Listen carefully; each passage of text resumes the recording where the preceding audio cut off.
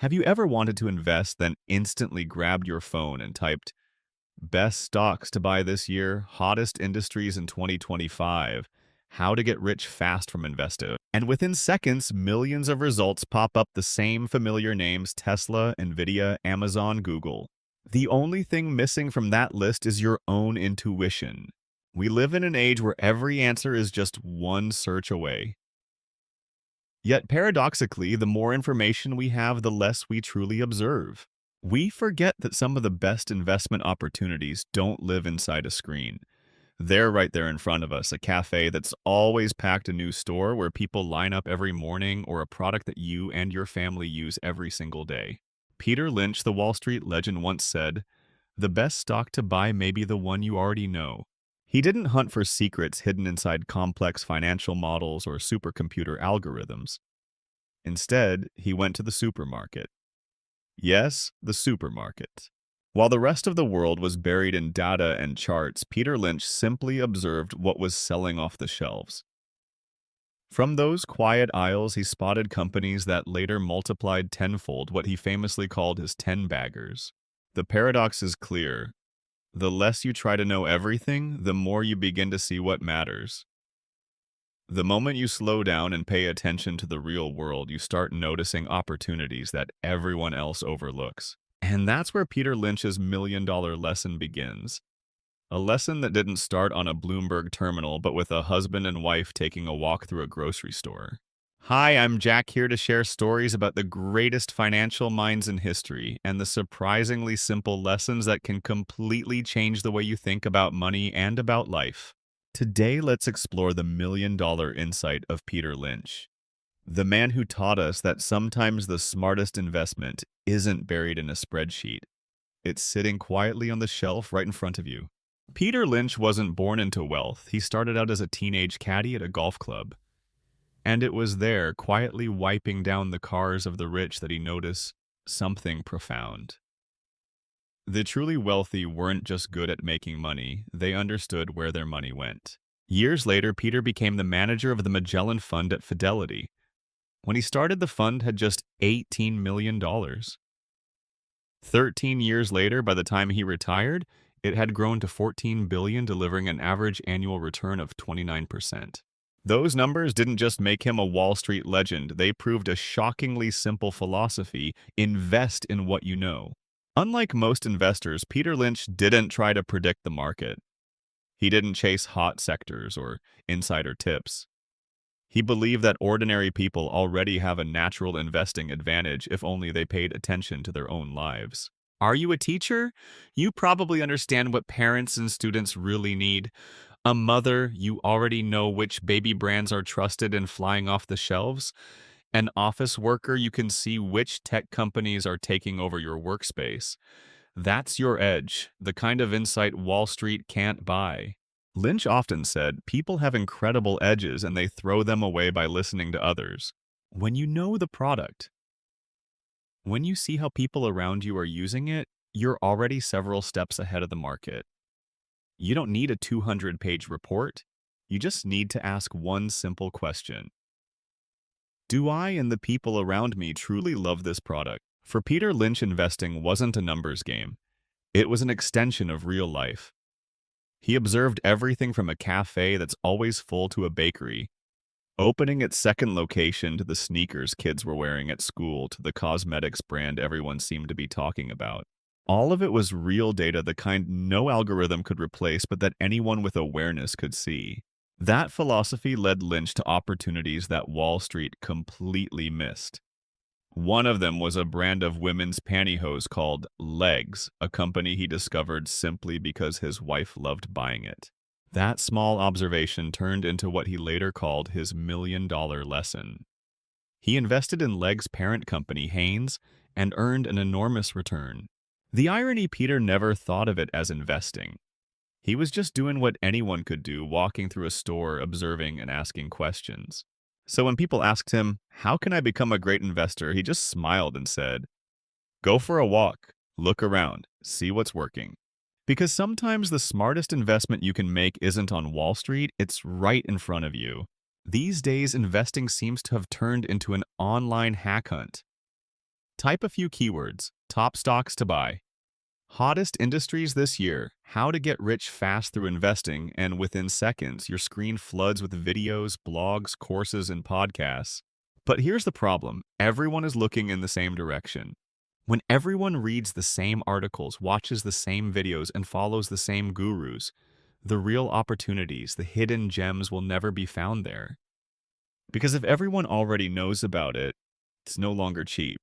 Peter Lynch once said a line that startled many investors. If you're investing based on tips, you're probably too late. He understood one simple truth: the market doesn't reward imitators. Yet we now live in an era where copying feels safer than thinking. We see what others buy and we follow. We see a stock review go viral and call it a golden opportunity. We see someone flaunt a profit and rush in convinced we'll be next. The truth is, most people aren't really investing. They're just looking for the comfort of knowing others are doing the same thing.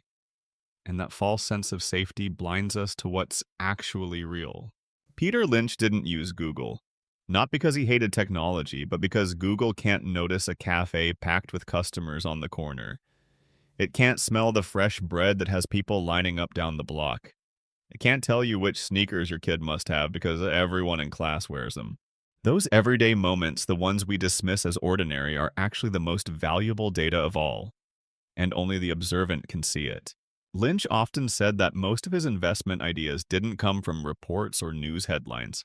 They came from small, simple conversations with store clerks, friends, or even his own family. He said, "You can find great investments right in front of you if you just open your eyes." Today, people fear missing out more than they fear losing money. We chase investment trends we don't understand, forgetting that behind every stock is a real company, behind every company are real people, and behind those people is real life, the same life we live every day. That's what set Peter Lynch apart from the rest of the world. He didn't invest to beat the market. He invested to understand it, to see how people change, buy, love, and trust. While most of us scroll through Google searching for the next big industry, Peter Lynch simply took a walk through a supermarket. And there, among the aisles, he saw what no one else noticed: a small product that held $1 million lesson. It all began innocently enough: a quiet weekend afternoon, a wife shopping a new product on the shelf, and the curious eyes of a man who knew how to observe. The $1 million story from a supermarket. It was a quiet weekend afternoon in the 1970s. Peter Lynch and his wife were driving to a shopping mall near their home in Massachusetts. At the time, Lynch was managing the Magellan Fund, and like every Wall Street investor, he was constantly searching for the next big idea. But what he didn't know was that his $1 million idea wouldn't come from a financial meeting. It would come from a shelf of pantyhose. His wife stopped in front of a small display with a new brand name, Legs. The pantyhose were packaged in clear plastic eggs and placed near the checkout counter. An unusual spot, not in the fashion section, but right where every shopper had to pass before paying. Mrs. Lynch said, "Smart idea. Easy to see, easy to buy, and cheaper than the others." Peter smiled, but in his mind a light turned on. He watched as women stopped, curiously picked up the Legs packages, and dropped one or two into their carts. No sales pitch needed, no hesitation. The product sold itself. On the way home, he asked, "Do you think women will keep buying those?" His wife replied immediately, "Of course, every woman wants to save a trip to the department store." That was all Peter needed to start digging deeper. He discovered that Legs was owned by a small, overlooked company called Hanes. Most investors ignored it. But Lynch saw what others missed: simplicity, convenience, and a quiet shift in consumer behavior. Hanes hadn't invented anything revolutionary. They had simply understood something essential: busy women needed an easier way to buy everyday products. And when behavior changes, so does the flow of money. Peter Lynch began buying shares of Hanes. Over the next few years, it became one of Magellan's most successful investments. Its stock rose tenfold, a true 10-bagger, the term he would later make famous. This seemingly simple story became one of the most iconic examples in investing history. Not because Peter Lynch was a financial genius, but because he observed and listened to real life. In an interview, he once said, "It wasn't my spreadsheet that found Hanes. It was my wife." One short sentence, but an entire philosophy behind it. Real opportunities don't live on screens. They live in real life. Not in the loudest places, but in the ones where you actually pay attention. Think about it. How many people passed by that same display every day? Dozens, maybe hundreds. But only one man stopped, got curious, asked questions, and took action. The difference between an average person and a great investor isn't intelligence, it's awareness. Peter Lynch didn't need insider information or complex predictions. He relied on something far more powerful, his honest everyday intuition. And that intuition was built from observation. From then on, he began teaching his students what he called the walking method to find ideas not in data, but in daily life. Watch the stores expanding faster than others. Notice the products your friends won't stop talking about. Listen to what real customers love or complain about. Then ask yourself, if I like it, would others like it too? And if so, who's making it? Those small, simple questions led to hundreds of millions in profits from Dunkin' Donuts, Taco Bell, The Gap, and many more everyday brands.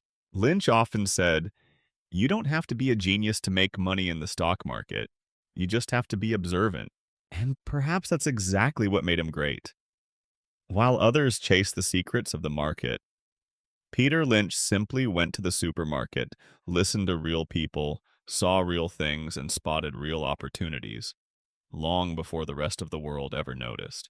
How to apply Peter Lynch's philosophy today. The world today is nothing like the one Peter Lynch lived in. We have AI Google and millions of data points available at the click of a button. And yet that's exactly why people are losing touch with their most powerful investing skill, observation. Peter Lynch called it the advantage of the ordinary observer. The ability to simply notice what's happening around you before Wall Street does. And his lesson isn't outdated. In fact, it's more relevant than ever. Think about it. Every day you see dozens of brands, from the cafe you visit, the apps you use, to the groceries you buy.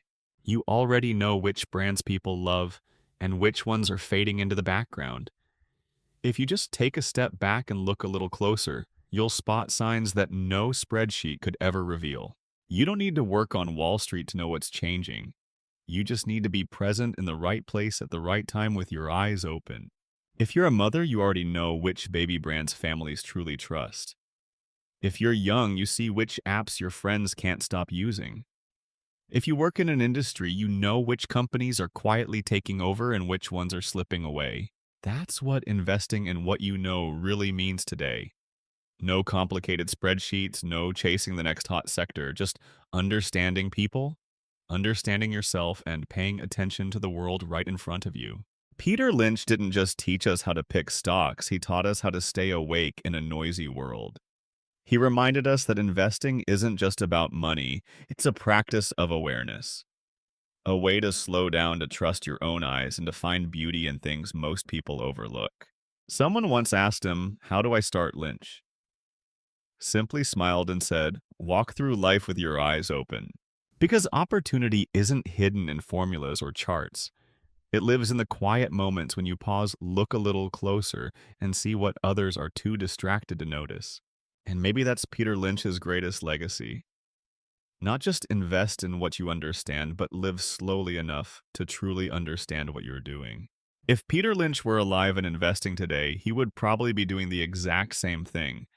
Taking a walk through a supermarket, stopping by a cafe, listening to people talk, and observing the world with the curiosity of a child. Because to him, investing was never a race, it was an act of discovery. A discovery of people, of habits, and more than anything else, of oneself, what you believe in, what you notice, and whether you have the courage to act before the rest of the world sees it. Peter Lynch proved that an ordinary person, simply by paying attention, could see further than Wall Street. And maybe the real lesson isn't which stock to buy, but how to look at the world through an investor's eyes. So next time you walk into a supermarket, don't just glance at discounts or labels, look deeper. Which aisles are the most crowded? Which brands make people smile? What's quietly changing in the way people buy, talk, or live? Because your next million-dollar idea might be sitting right there on the shelf in front of you. Sometimes to invest more wisely, you don't need more data. You just need to open your eyes and slow down long enough to really see.